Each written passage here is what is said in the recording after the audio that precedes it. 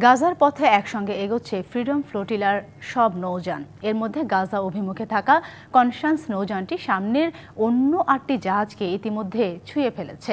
এই জাহাজে আছেন বাংলাদেশের আলোকচিত্রী শহীদুল আলম। অবশ্য এই জাহাজে নেই কোনো খাদ্য সহায়তা। ২৫টি দেশের সাংবাদিক ও স্বাস্থ্যকর্মীরা রয়েছেন এই জাহাজে। এদিকে ফ্রিডম ফ্লোটিলা থেকে আটক ১৩৭ অধিকার কর্মীকে তুরস্কে পাঠিয়েছে ইসরায়েল।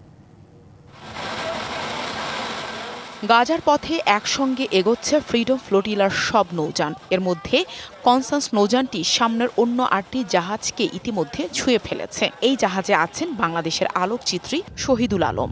আজকে আমরা ফিলিস্তিনি টাইমে এসেছি। শনিবার দুপুরে এক ফেসবুক পোস্টে তিনি জানান, কনসান্স অন্য ৮টি জাহাজের সাথে একসাথে গাজার দিকে এগিয়ে যাচ্ছে। উচ্চ গতিসম্পন্ন নৌযানটি সবার শেষে ৩০ সেপ্টেম্বর ইতালি থেকে যাত্রা শুরু করে। তবে এই জাহাজে নেই কোনো খাদ্য সহায়তা।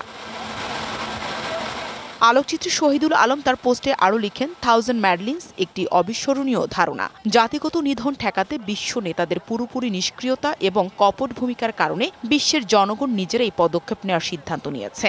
ফ্রিডম ফ্লোটিলা কোয়ালিশনের ওয়েবসাইটের তথ্য অনুযায়ী ২৫টি দেশের সাংবাদিক ও স্বাস্থ্যকর্মীরা রয়েছেন এই জাহাজটিতে।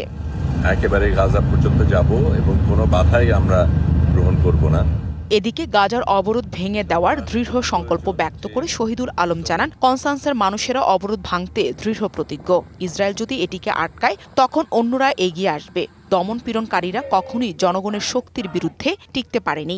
ইসরায়েলও ব্যর্থ হবে, মুক্ত হবে ফিলিস্তিনি, এমন মন্তব্য করেন তিনি।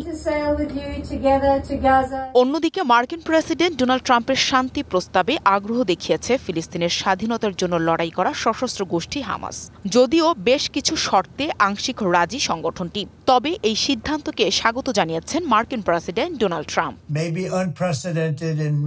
Nahida Rinthi, DBC news desk.